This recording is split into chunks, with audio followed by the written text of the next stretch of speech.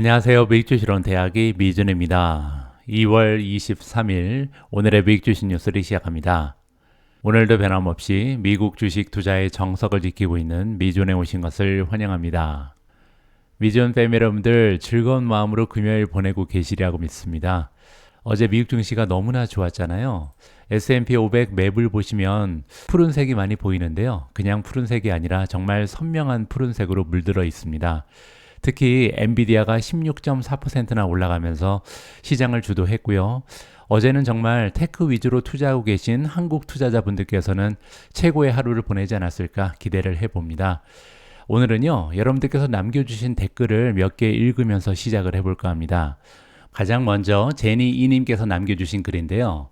미주님한테만 살짝 말씀드리고 싶은데 오늘 하루만 어닝 발표 후에 30만 불 넘게 벌으셨다고 자랑을 해주셨습니다. 저한테만 살짝 말씀해 주시기에는 너무나 커다란 일이 발생했네요. 30만 불이면 얼마인가요? 4억 원이잖아요. 정말 대단한 실적을 올리셨습니다. 진심으로 축하의 말씀을 드리고 싶고요. 많은 분들께서 제니 이님의 성공을 아울러서 축하를 해주셨습니다. 고맙습니다. 다음에는 춘니님께서 남겨주신 글인데요.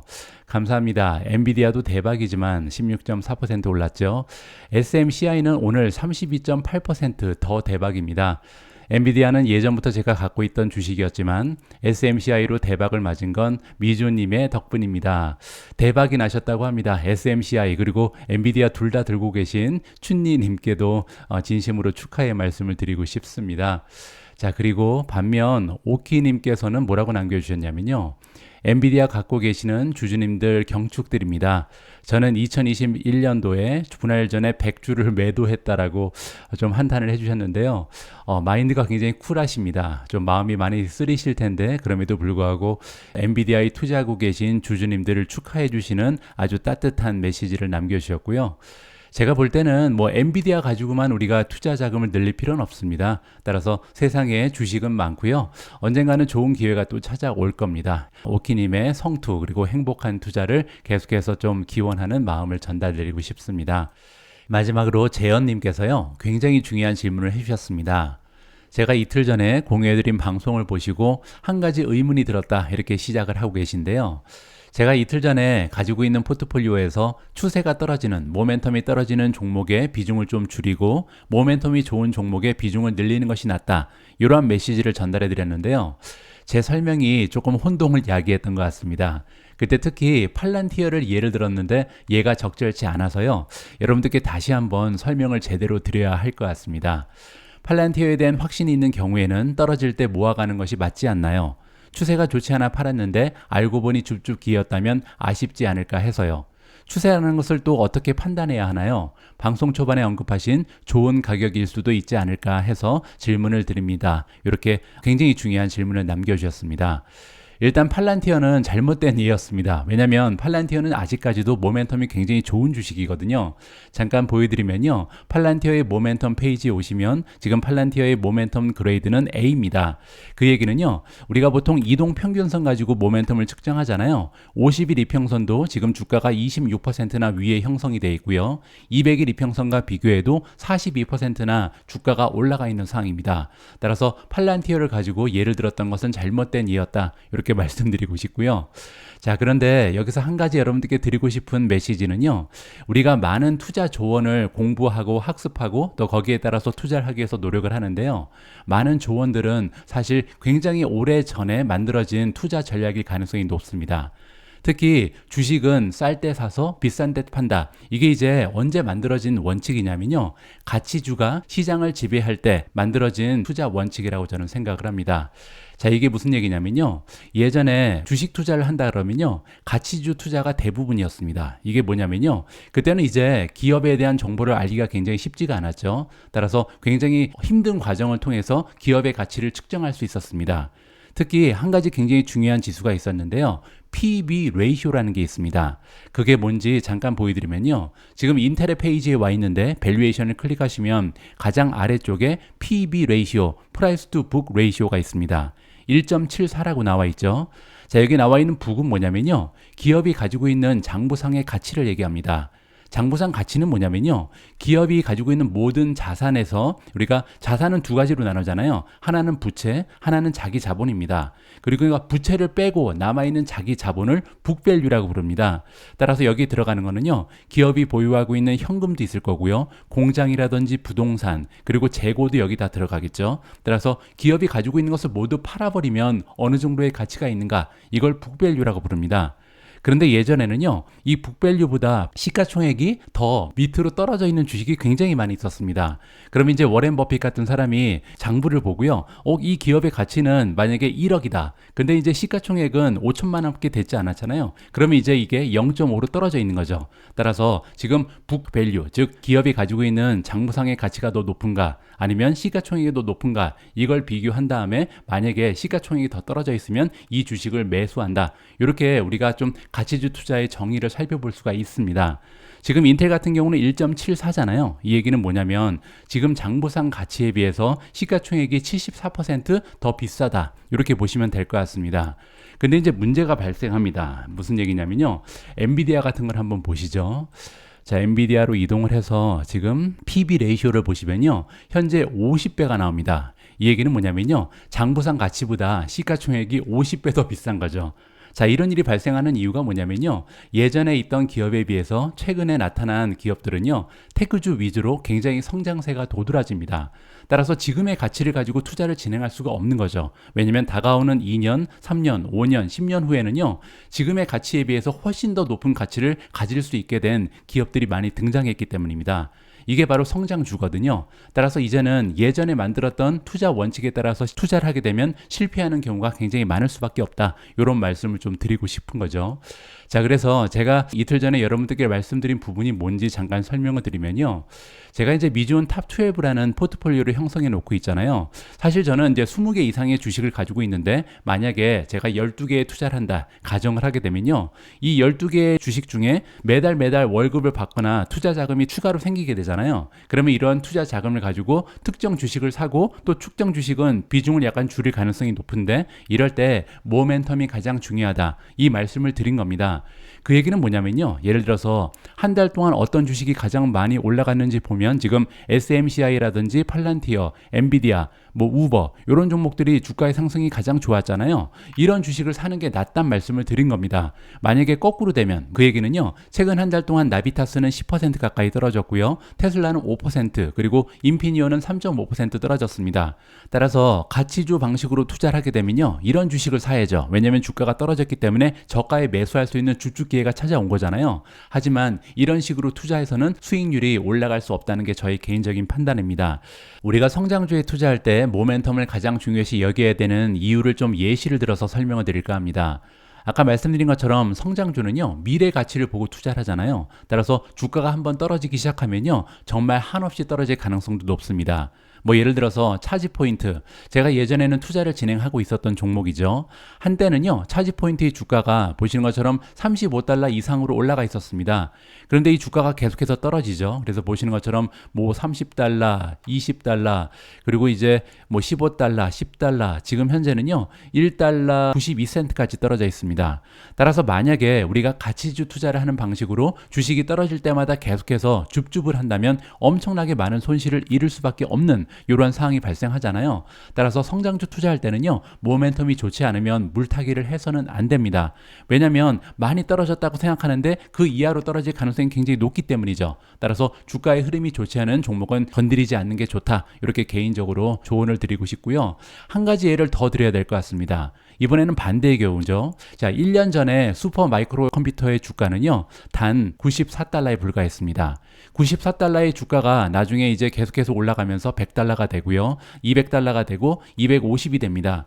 저 같은 경우는 한 250달러에서 매수를 했습니다. 그런데 만약에 이 1년 전에 가지고 있었던 사람 입장에서는 제가 이해가 되지 않는 거잖아요. 주가가 몇 배가 올랐는데 그때 매수를 하나 이렇게 생각할 수가 있는 거죠.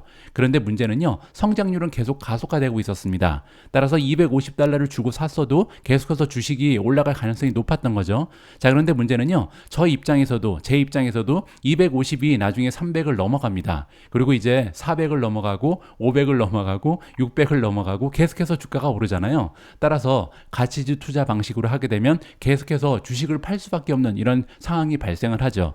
자, 우리가 보통 무릎에 사서 어깨에서 팔아라 이런 얘기가 있습니다. 그 얘기가 뭐냐면요. 우리가 가장 원하는 방식은 발바닥에서 사서 꼭대기에서 팔고 싶은데요. 이건 불가능합니다. 왜냐하면 지금 슈퍼 마이크로 컴퓨터를 예를 들어서 보면 계속해서 꼭대기라고 생각이 되는 지점이 너무나 많았잖아요. $100가 꼭대기일까? $200, $300, $500 계속해서 꼭대기라고 느껴지는 지점이 너무나 많았습니다. 하지만 이 꼭대기를 예측하는 것은 불가능하거든요. 따라서 100%, 200%, 300% 수익을 내고 빠져나온 실수를 할 수밖에 없는 상황이 계속해서 반복됩니다. 하지만 우리가 꼭대기를 예측하는 것을 그만두고요. 나는 그냥 무릎에 사서 어깨에서 팔겠다. 어깨에서 판다는 얘기는 뭐냐면요. 꼭지를 찍고 주식이 한 20%, 30% 떨어지면요. 그때부터 팔기 시작하는 겁니다. 따라서 만약에 슈퍼 마이크로 컴퓨터가 이제 추세가 완전히 하향 곡선을 긋게 되면요. 머리 가격에 비해서는 30% 떨어진 가격에 팔 수밖에 없겠죠. 하지만 그럼에도 불구하고 훌륭한 수익률을 지켜낼 수 있는 방법이 될 수 있다. 적어도 슈퍼 마이크로가 $200, $300를 찍을 때 파는 오류를 피할 수 있다는 점에서 이런 방식이 더 바람직하다라고 생각을 합니다. 자, 오늘은 조금 서론이 길어졌습니다. 오늘 성장주 투자에 대해서 여러 가지 팁을 제시를 드렸는데요. 이번에는 설명이 좀 이해하기 쉬우셨는지 모르겠습니다. 자, 그러면 2월 23일 준비된 오늘의 미국 주식 뉴스 바로 시작합니다. 어제 미국 증시의 시황을 빠르게 정리하고 넘어가도록 하겠습니다. 다우존스는 1.18% 상승하면서 마감이 됐고요. S&P 500은 2.11% 급등했습니다. 마지막으로 나스닥은요, 무려 3% 가까운 상승 추세를 만들어내면서 기분 좋은 하루가 이어졌습니다. 어제 주가 흐름이 가장 좋았던 성장주 이름을 보시면요. 가장 꼭대기에 슈퍼 마이크로 컴퓨터가 다시 나옵니다. 32.8%나 폭등을 했거든요. 그러면서 이제 주가가 975를 넘어섰고요. 1년 전에 비해서는 1000% 넘는 성장 추세를 만들어냈습니다. 주가가 11배 이상 올라갔다는 거죠. 사실 저는 엊그제 실수 하나를 했습니다. SMCI가 이제 추세가 나빠진다 이렇게 판단했기 때문에 SMCI 10주를 팔아서 엔비디아 10주를 샀거든요. 근데 이제 엔비디아는 16.4% 올라가는데 그치고 SMCI는 32%나 폭등을 해버렸습니다. 하지만 긍정적으로 해석을 하면서 마음을 다독이고 있는데요. SMCI는 어차피 3배 이상 올라간 가격이었거든요. 따라서 익절을 굉장히 성공적으로 했고 주식을 엔비디아를 추가적으로 매수하자마자 16.4% 올라갔다. 이렇게 자기 자위하는 그런 메시지를 저한테 전달하고 있습니다. AMD 같은 경우도 10% 이상 급등했습니다. 파가야 테크놀로지 플러스 8.70, 마벨 테크놀로지 플러스 6.64, 크라우드 스트라이크 플러스 6.34, 브로드컴 플러스 6.31, G스케일러 플러스 5.72, 리오토 플러스 5.65, 마이크론 테크놀로지 5.42% 올라가면서 가장 추세가 좋았던 성장주의 이름을 올렸고요.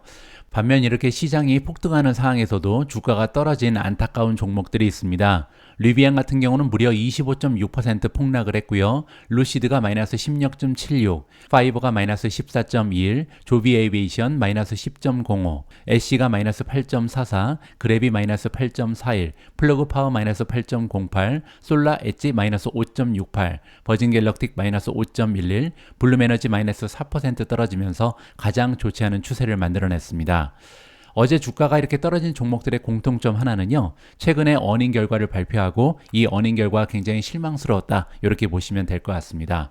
따라서 본격적으로 실적 장세가 펼쳐지고 있다는 것을 다시 한번 확인을 해볼 수가 있는 거죠. 다음에는 미준 탑 12의 성적입니다. 어제 SMCI가 가장 좋았고요. 엔비디아가 플러스 16.40, 팔란티어 플러스 3.74, 아마존 플러스 3.52, TSMC 플러스 2.98, 마이크로소프트가 플러스 2.35, 인피니언 플러스 2.30, 우버 플러스 2.08, 테슬라 플러스 1.36, 온세미 플러스 0.95, 소파이 플러스 0.62, 마지막으로 나비타스가 유일하게 1.67% 떨어지면서 하강 추세를 지속적으로 만들어내고 있습니다. 제가 몇 시간 전에 미준 멤버십 플랫폼에 애플 관련된 기사를 올렸는데요. 이 기사 옆에 댓글을 보시면 이런 댓글들이 나옵니다. 미주님 어제 엔비디아 멋지게 올랐어요. 엔비디아는 이제 어떻게 하면 좋을까요? 엔비디아 미주님 예상대로 폭등했는데 이제 다음 스텝이 궁금합니다. 애플과 관련된 질문이 아니라 온통 엔비디아 얘기를 하고 계시잖아요. 그래서 오늘 방송에서는 다른 얘기를 좀 많이 해볼까 계획하다가 역시 지금 투자자들의 관심은 엔비디아다 이런 결론을 내게 됐습니다. 그리고 한 가지 더 이렇게 시장에서 특정 종목이 가열되면요. 그 얘기는 조금씩 버블이 형성되고 있다. 이렇게도 해석이 가능합니다. Fear and Greed 인덱스를 보시면요. 어느새 79까지 다시 올라갔습니다. 불과 이틀 전만 해도 이게 한 60까지 떨어졌었거든요. 따라서 다시 한번 시장이 가열화되고 있는 모습을 보여주고 있다. 이렇게 보시면 될 것 같습니다. 자, 그래서 오늘은요. 엔비디아 관련된 여러 가지 기사를 함께 선nhập 해볼까 합니다. 첫 번째는요. 게임 체인저. 엔비디아 월가에 충격을 주다라는 제목인데요. 월가의 수많은 애널리스트들이 이번 어닝 결과에 대해서 어떠한 평가를 하고 있는지 하나하나 좀 살펴보면 좋을 것 같습니다. 판도를 바꿔버린 엔비디아라는 소제목이 등장합니다. 엔비디아의 분기 실적과 가이던스는 월가의 가장 열정적인 강세론자조차 놀라움을 금치 못하게 했다. 따라서 다 깜짝 놀랐다는 거죠. 엔비디아는 지출에 한계가 없어 보이는 분야인 생성형 AI의 상징적인 존재로서 확고한 입지를 굳혔습니다. 라고 기사가 시작합니다. 그 중에서도 가장 좋았던 것은요. 1분기의 전망, 가이던스였죠. 엔비디아는 240억 달러의 매출을 예상한다. 이렇게 가이던스를 제시했는데요. 월가의 애널리스트들은 219억 달러로 예상을 하고 있었습니다. 따라서 예상에 비해서 거의 10% 가까이 추가적인 매출을 만들어낼 수 있다. 이렇게 가이던스를 제시한 거죠. 자, 월가에서는 엔비디아 분기 실적과 가이던스에 대해서 찬사를 아끼지 않았다. 시킹알파가요. 월가의 반응을 총정리했습니다. 먼저 뱅크 오브 아메리카입니다. 엔비디아의 실적 발표에서 가장 중요한 새로운 데이터 포인트를 언급하고 있는데요. AI 추론이 FY는 이제 회계년도, 2024년 회계년도 혹은 칼란다 이어 2023년을 얘기합니다. 따라서 작년 한 해 동안 AI 컴퓨팅 믹스에 거의 40%에 기여했다는 점이다. 자, 이게 무슨 얘기냐면요. 우리가 보통 인공지능을 두 가지의 단계로 나눕니다. 첫 번째는요, 머신러닝이죠. 여러 가지 데이터를 통해서 AI를 교육시키는, 훈련하는 단계가 트레이닝이다. 이렇게 보시면 되고요. 두 번째 단계는요, 이렇게 교육을 마친, 학습을 끝낸 AI를 가지고 여러 가지 답에 대한 대답을 찾는 거죠. 이걸 추론이라고 부릅니다. 자, 따라서 AI를 훈련하는 단계는요, 어떻게 보면 제한적입니다. 우리가 보통 데이터 센터라고 부르는 이 하이퍼스케일러 기업들이 이러한 역할을 담당하고 있잖아요. 자, 그런데 일단 이렇게 훈련된 AI를 가지고 활용할 수 있는 부분은 정말 많죠. 세상에는 정말 무궁무진한 애플리케이션이 나올 가능성이 높습니다. 따라서 AI 추론 시장이 훨씬 더 커질 수 있다는 짐작을 우리가 해볼 수 있잖아요. 자, 그런데 중요한 발표는 엔비디아가 실적 발표에서 뭐라고 얘기했냐면 이미 작년 한 해에도 이 추론 쪽이 매출의 40%를 기여했다. 따라서 60%는 트레이닝 그리고 40%는 이미 추론에서 매출이 발생하고 있다라는 굉장한 소식을 전달한 거죠. AI 추론은 엔비디아가 이미 장악하고 있는 AI 트레이닝과 달리 더 경쟁력이 있을 것으로 예상되는 매출 기반 AI와 상관관계가 있다. 무궁무진한 발전 가능성이 있는 것이 바로 추론이다. 이렇게 비백 아리아 애널리스트가 얘기하고 있습니다. 자, 둘째, 그 밖에도 여러 가지 호재가 있었다라고 얘기하는데요. 타이트한 공급이 나옵니다. 이 얘기는요, 아직까지도 없어서 못 판다는 거죠. 물론 이제 리드 타임이 굉장히 짧아졌다. 그럼에도 불구하고 만드는 대로 계속 판매가 되고 있는 상황이잖아요. 따라서 가격이 계속 높게 유지될 수 있다. 이 부분을 지적한 거고요. 다음은 낮은 중국 의존도입니다. 이 얘기는요, 예전만 해도 데이터 센터 매출의 20%에서 25%가 중국 매출이었습니다. 그런데 최근에는요, 이게 10% 아래로 떨어졌거든요. 따라서 중국에 대한 의존도가 떨어진 것도 굉장히 긍정적이다. 이렇게 얘기를 하고 있는 거고요. 세 번째는 새로운 파이프라인, 따라서 여러 가지 다양한 GPU를 새롭게 개발하고 있다는 점. 그리고 또 한 가지 AI에 대한 국가 수요가 증가하고 있다. 이 부분은요, 기업뿐만 아니라 지금 AI 투자하기 위해서 많은 심혈을 기울이고 있는 여러 가지 국가가 있다는 거죠. 굉장히 규모가 커다란 프로젝트가 많이 나타날 가능성이 높다. 이렇게 많은 카탈리스트가 발생했다는 것을 뱅크 오브 아메리카 비백 아리아가 언급을 하고 있습니다. 따라서 아리아는요, 2024년과 2025년 어닝 추정치를 각각 13%와 15% 상향 조정했고요. 목표 주가는 $800에서 $925로 상향 조정했습니다. 이 애널리스트에 따르면요, 다음 촉매제는 다음 달에 열리는 엔비디아의 GTC 컨퍼런스다. 그리고 이 컨퍼런스에서는요, B100 혹은 GB200를 포함한 제품 파이프라인에 대한 새로운 정보를 받을 수 있을 것이다. 지금 현재도 H100 때문에 난리가 난 건데 이제는 오히려 그거보다 더 성능이 발전된 B100 그리고 GB200가 발표가 되면서 계속해서 상승 기류를 탈 수 있을 것이다라는 것이 뱅크 오브 아메리카의 진단입니다. 다음은 CT입니다. 이번 어닝콜에서 엔비디아는요, 현재 1조 달러 수준인 데이터 인프라 설치 기반이 향후 5년 동안 2배로 증가할 것이다. 이런 예상을 밝혔거든요. 따라서 CT의 애널리스트 아티프 말릭은요, 어닝 추저치를 대폭 상향 조정했습니다. 매수 등급을 재확인하고요. 목표 주가를 원래는 575달러를 주고 있었는데요. 이번에 820달러로 상향 조정했습니다. 그러면서 2025년, 2026년에 회계년도 주당 순이익 추정치를 각각 58% 그리고 75%나 상향 조정했다라고 밝혔습니다. 어닝 결과를 이렇게 예측치를 58% 그리고 75% 올린다는 것은 대단한 일이죠. 그리고 다시 한번 주가는 어닝 곱하기 멀티플이잖아요. 따라서 멀티플이 올라간 것이 아니라 상향 조정된 것은요, 멀티플이 아니라 실적에 대한 예상치다. 이 부분이 굉장히 중요합니다. 다음은 벤치마크입니다. 벤치마크의 애널리스트 코디 아크리가 나오는데요. 실적 호조가 예상됐지만 이번에 결과는 월가의 기대치에 비해서 가이던스의 규모가 너무나 높았다. 따라서 굉장히 서프라이즈했다. 이렇게 얘기하고요. 목표 주가를 625에서 1000달러로 올렸습니다. 다음에는 웨드부시입니다. 웨드부시의 애널리스트 댄 아이브즈는요, 엔비디아의 분기 실적과 가이던스는 AI 혁명이 이제 막 시작되었음을 다시 한번 강조하는 게임 체인저의 순간이다. 따라서 시대가 바뀌고 있는 것을 엔비디아가 보여주고 있다. 이렇게 얘기하는 거고요. 엔비디아 같은 혁신적이고 독보적인 테크 스토리를 통해서 AI 혁명 투자자들은요, 우리 미주은 투자자죠.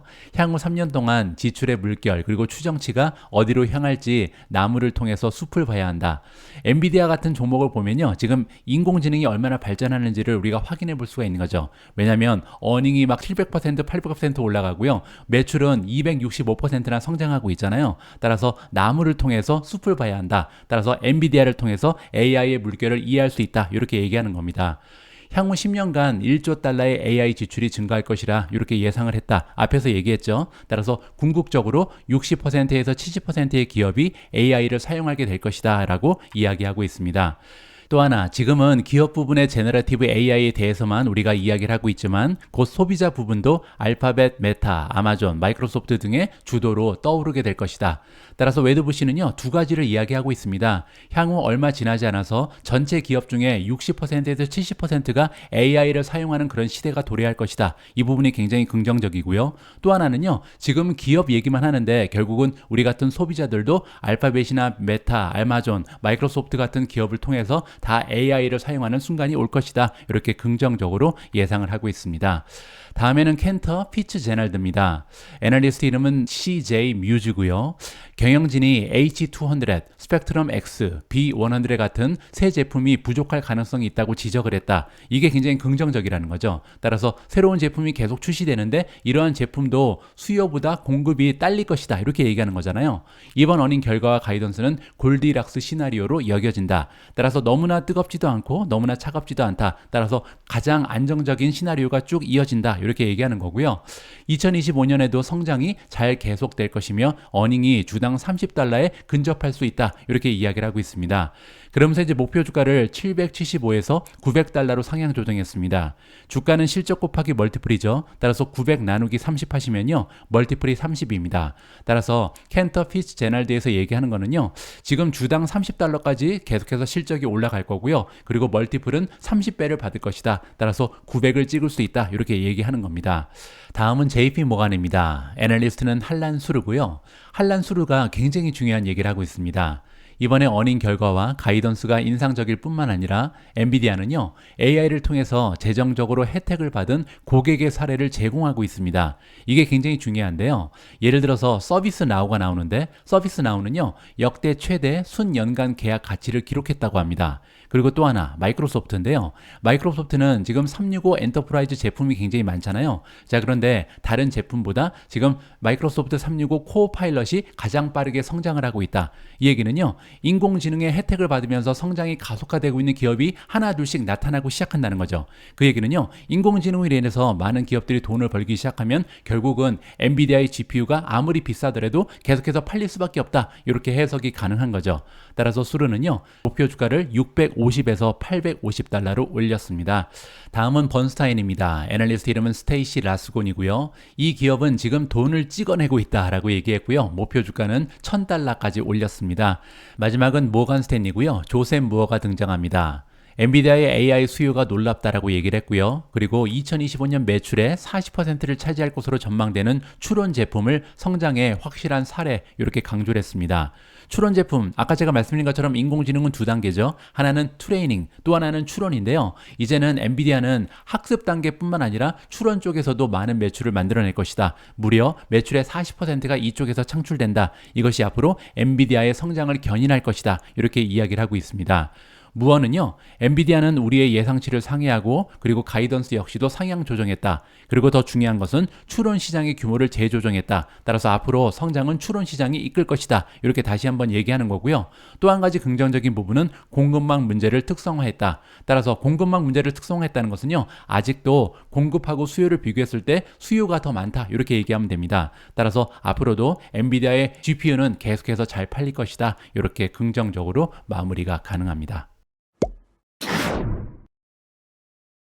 지금 현재 엔비디아 주주 입장에서는요, 한 가지 질문이 머릿속을 계속 맴돕니다. 이제는 정말 팔아야 되는 거 아닌가? 너무나 많이 오른 것 같은데 계속해서 상승할 수 있을까? 이러한 질문입니다. 그래서 이러한 질문에 대한 답을 함께 찾아보고자 합니다. 16.4% 급등한 엔비디아, 이제는 정말 팔아야 하나라는 제목인데요. 자세한 내용을 한번 읽어보시죠. 엔비디아의 훌륭한 어닝 보고서는 이 칩 제조업체와 다른 수많은 인공지능 회사에 대한 상승 베팅 수요를 촉발시켰다라고 시작합니다. 무슨 얘기인지 한번 들어보시죠. 이 칩 제조업체는 예상치를 상회하는 매출을 발표하고 기대치를 상회하는 가이던스를 제공한 후 목요일에 16% 이상 상승했습니다. 엔비디아의 실적에 대한 시장의 레이저 같은 관심은 이미 이 회사의 옵션에 대한 관심을 증폭시켰고요. 강력한 보고서로 인해 콜 옵션 거래량이 11월 이후 최고치인 100만 건을 넘어섰다고 합니다. 이 랠리는 나스닥 100 지수가 사상 최고치를 경신하면서 장중 사상 최고치를 기록했다. 따라서 나스닥 100이요, 드디어 사상 최고치를 경신했습니다. 잠깐 그래프를 보여드리면요, 여기가 꼭지였잖아요. 그때가 이제 2021년 말이었는데 그때 수준을 회복하지 못하고 있었거든요. 그런데 드디어 사상 최고치를 넘어서 18,000을 찍은 것이 나스닥 100입니다. 따라서 나스닥 100을 추종하는 QQQ 역시도 지금 현재 모멘텀이 A+를 받으면서 최고의 모멘텀을 만들어내고 있다. 이렇게 보시면 될 것 같고요. 목요일에 엔비디아 콜 옵션 거래 사항은요, 강세 전망을 재확인하는 것이다. 파이퍼 샌들러의 옵션 책임자 다니엘 커시의 의견이고요. 엔비디아뿐만이 아닙니다. 다른 반도체 제조업체에서도 비슷한 열기가 이어지고 있다. 슈퍼마이크로 컴퓨터의 옵션 거래량은요, 지난 한 달 동안 평균에 거의 2배에 달했으며 격렬한 랠리로 인해 한때 SMCI 주가가 $1,000 근처까지 오른 바가 있습니다. 한편 금요일 만기를 앞두고 AMD의 콜 옵션은요, 뉴욕에서 오후 3시 30분까지 단일 주식 옵션 중에 가장 많이 거래된 계약 중에 하나였다고 합니다. 콜 옵션은 다시 한번 말씀드리면 주식의 상승에 베팅을 하는 옵션이다. 이렇게 보시면 되는데요. 지금 현재 엔비디아뿐만 아니라 슈퍼마이크로 컴퓨터 그리고 AMD 역시도 콜 옵션에 많은 베팅이 추가되고 있다. 이렇게 확인이 가능한 거죠. 엔비디아에서는요, 오늘 금요일까지 주가가 $800에 도달해야 수익이 발생하는 계약에 의해서 옵션 활동이 주도되었다고 합니다. 따라서 옵션 투자자들이 가장 많이 산 옵션의 스트라이크 프라이스가 $800였다. 이렇게 보시면 되고요. 장 마감 이후에 이미 798.9달러까지 올라갔습니다. 따라서 가장 많이 판매된 콜옵션 행사 가격에 거의 근접하고 있다. 굉장히 긍정적인 뉴스가 발표되고 있는 거고요. 그리고 또한 굉장히 고무적인 부분은요, 장기 콜옵션도 수요가 굉장히 많았다고 합니다. 따라서 이는 랠리가 지속될 수 있다는 낙관론의 신호다. 이렇게 해석이 가능한 거죠. 참고로 슈퍼마이크로 컴퓨터의 1년 콜 프리미엄은요, 5월 이후에 최대치로 상승했다고 합니다. 그 얘기는요, 다가오는 1년 동안도 슈퍼마이크로의 주가가 상승하는 데 베팅하는 콜옵션 투자자가 점점 많아지고 있다. 이렇게 정리가 가능한 거고요. 반대로 엔비디아의 풋 프리미엄은 10월 이후에 가장 작았다. 따라서 다가오는 1년 동안 엔비디아의 주가가 떨어질 것으로 예상하는 투자자의 수가 굉장히 적다는 거죠. 강세 포지션에 또 다른 신호가 있는데요. 바로 베넥 세미컨덕터 ETF입니다. 티커 네임은 SMH고요. 자, 이 ETF의 1개월 콜 수규가 사상 최고치를 경신했습니다. 따라서 동등한 풋 옵션에 비해서 콜 수요가 증가했다는 신호다. 이렇게 해석이 가능합니다. 따라서 지금 현재 베넥 세미컨덕터 ETF, 이 ETF는요, 미국에 상장되어 있는 대부분의 반도체 종목이 들어가 있죠. 자, 그런데 이 반도체 종목이 앞으로도 계속해서 올라갈 것이다. 여기에 베팅하는 투자자가 점점 더 많아졌다. 이렇게 해석이 가능합니다. 특히 HMH ETF가 이미 장중에서 7%나 상승하면서 사상 최고치를 기록하면서요, 지속적인 상승에 대한 베팅이 이어지고 있다라고 합니다. 따라서 QQQ뿐만 아니라 지금 현재 HMH도 사상 최고치를 경신했다. 사상 최고치를 경신하는 것은 굉장히 중요합니다. 왜냐면요, 사상 최고치는 언제나 방어선이 되거든요. 우리가 보통 저항선이라고 부르는 거죠. 이 저항선을 뚫고 나갔다는 것은 굉장히 긍정적인 모멘텀이 발생하는 증거로 해석이 가능합니다. 따라서 앞으로도 계속해서 미국 증시가 달릴 수 있는 발판이 엔비디아로 인해서 만들어졌다. 제가 엊그제 방송에서 그렇게 말씀드렸습니다. 엔비디아 어닝은요, 엔비디아 단일 종목뿐만 아니라 미국 증시의 분위기를 완전히 바꿀 수 있다. 실제로 이러한 일이 발생하고 있다는 것을 우리가 옵션 거래에서 확인을 해봤고요. 자, 이번에는 엔비디아의 밸류에이션을 좀 업데이트를 해드리도록 하겠습니다.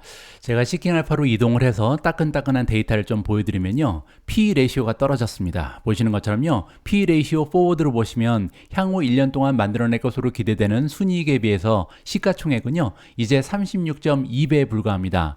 불과 며칠 전만 해도 40배 이상으로 올라가 있었잖아요. 그만큼 어닝 결과에 대한 전망이 계속해서 올라가고 있다. 이렇게 우리가 해석을 해볼 수가 있겠죠. 자, 그리고 그 밑에 PEG를 보시면요, 0.76입니다. 따라서 1.0 밑으로 떨어져 있죠. 그 얘기는요, 지금 현재 PER이 36.2배인데 성장률은 36.2배를 넘어설 것으로 예상이 된다. 이렇게 해석이 가능합니다.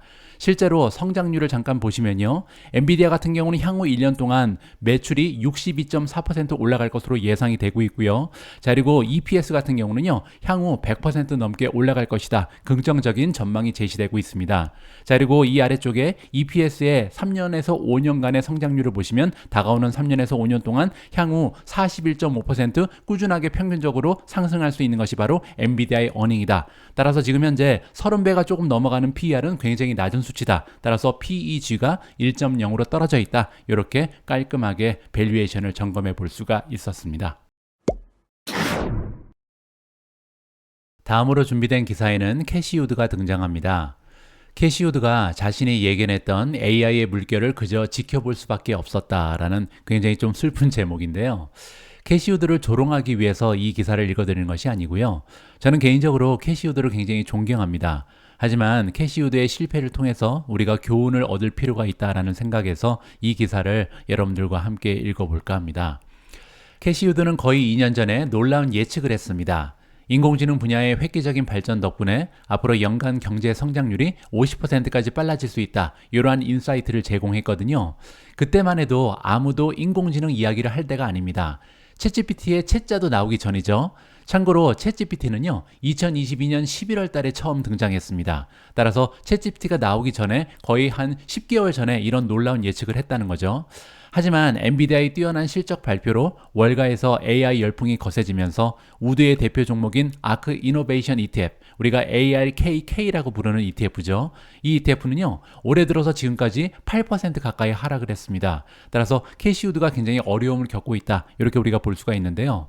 블룸버그가 집계한 데이터에 따르면 미래의 파괴적 기술에 대한 캐시우드의 공헌에도 불구하고 ARK 투자 운용의 주요 전략, 즉 ARKK는요, 2023년 초부터 최대 승자인 엔비디아의 주식을 보유하고 있지 않고 있습니다. 그리고 또한 이 회사가 가지고 있는 다른 ETF들이 많이 있잖아요. 자, 그런데 이런 ETF들조차도 최근 들어서 얼마 남아있지 않았던 엔비디아의 지분을 추가로 줄이면서 목요일 거래에서만 2,560억 달러의 시장 가치를 추가한 엔비디아의 랠리를 놓쳐버렸다. 이렇게 우리가 정리를 해볼 수가 있겠죠. 따라서 캐시우드는요, 인공지능 관련해서 가장 먼저 가장 뛰어난 인사이트를 제공했음에도 불구하고 정작 본인은 엔비디아의 투자를 진행하지 않으면서 자신이 예견했던 AI 물결을 그냥 바라보고 있다. 이러한 식으로 이해가 가능한 거죠. 세계에서 세 번째로 가치가 높은 이 주식은요, 매출 전망치가 예상치를 상회하면서 2024년 상승폭을 무려 58%까지 확장했습니다.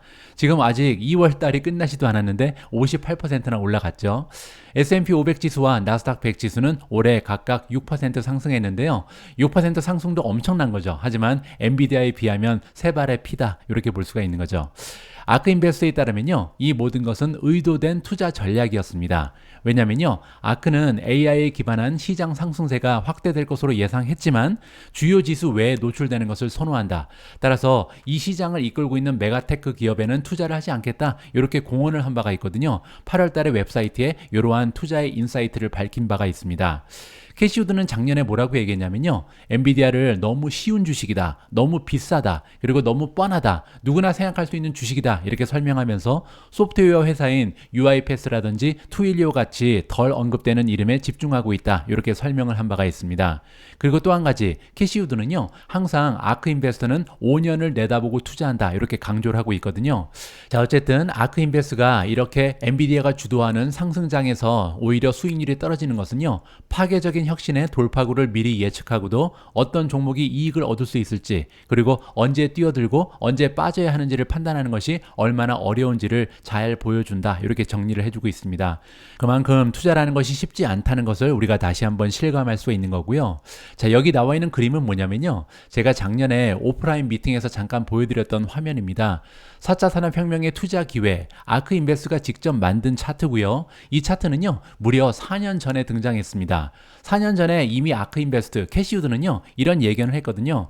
여기 보시면 세상을 이끌었던 많은 혁신이 있죠. 그리고 가장 최근에는 인터넷이었습니다. 그리고 인터넷 다음으로 세상을 이끌 혁명은요, 바로 아티피셜 인텔리전스, 인공지능이라고 얘기했거든요. 그 시기도 정확하죠. 2020년을 지난 가장 초반, 따라서 2022년, 2023년 요쯤에 등장을 할 것이다라고 정확하게 예측을 했습니다.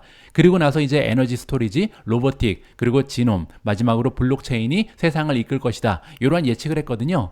따라서 캐시우드는요, 그 순서까지 정확하게 맞췄습니다. 가장 먼저 4차 산업혁명을 뚫고 나오는 키워드는 아티피셜 인텔리전스다, 이 부분까지도 정확히 예측을 했죠.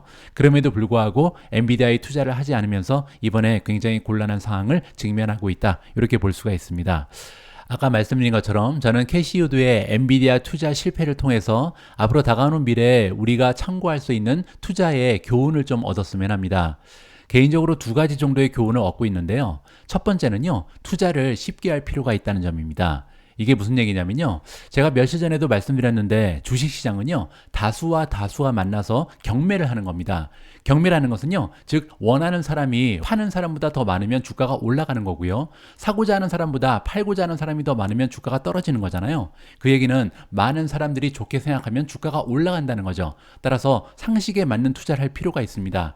굳이 아무도 모르는 그런 주식을 발굴해서 대박이 날 거야, 이런 식의 접근은 조금 리스크가 많고요, 또 성공 확률이 떨어질 수밖에 없다, 개인적으로 판단합니다. 따라서 대세가 원하는, 많은 사람들이 원하는 이러한 종목을 찾아서 투자하는 것이 가장 적합한 투자의 전략이 될 수 있다, 개인적으로 판단합니다. 자, 그리고 두 번째는요, 투자 기관입니다. 투자 기간을 항상 이제 5년을 얘기하는 것이 캐시우드잖아요.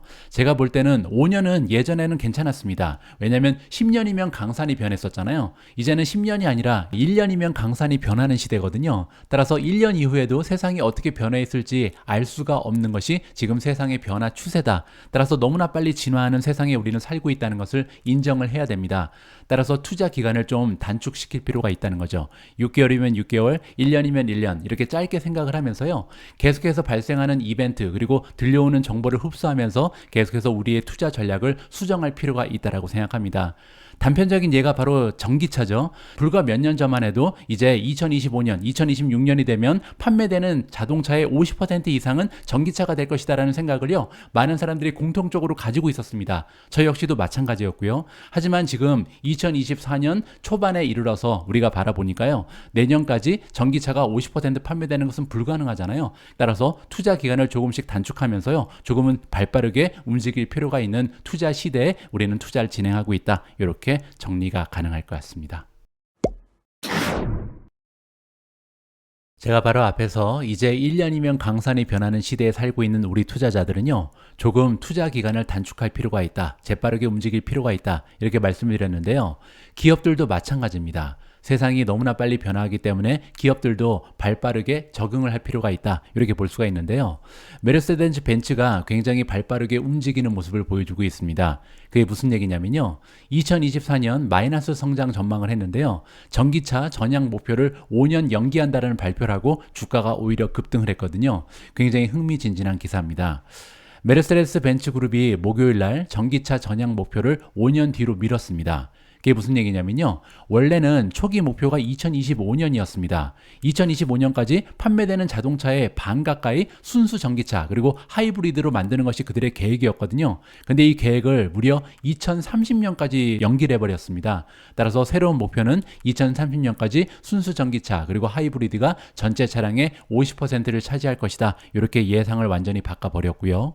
벤츠의 CEO 올라 카일레니우스가 나오는데요, 현재 배터리 구동 자동차가 전체 판매량의 11%에 불과하고요, 하이브리드를 포함해도 19%에 그치고 있다고 합니다. 따라서 내년까지 50%는 불가능하다는 것을 인정하는 거죠. 자, 그리고 뭐라고 얘기했냐면요, 고객과 투자자한테 메르세데스 벤츠는요, 여전히 내연기관 자동차를 생산할 수 있는 좋은 위치에 있다. 따라서 우리는 전기차 지금 하지 않아도 된다, 내연기관차 잘 만들 수 있다, 이렇게 강조를 하면서 주가가 올라가는 계기가 마련이 됐습니다.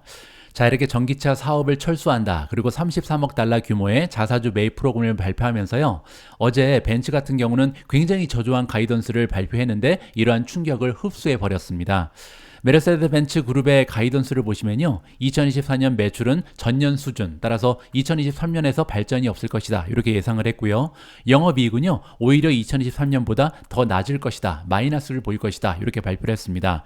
더욱이 잉여현금 흐름 역시도 전년 수준보다 낮을 것이다. 따라서 2024년에는요, 벤츠는 그룹 차원에서도 마이너스 성장을 보일 것이다, 끔찍한 전망을 발표한 거죠. 그럼에도 불구하고 지금 전기차에 대한 야망을 포기하고 2030년까지 5년이나 미룬다, 이러한 소식이 전달해 두면서 오히려 벤츠의 주가는 상승하고 있습니다. 하지만 가장 중요한 것은요, 지금 현재 전기차로서의 전향이 너무나 생각보다 늦어지고 있다, 이 부분이 아닐까 개인적으로 판단하고요.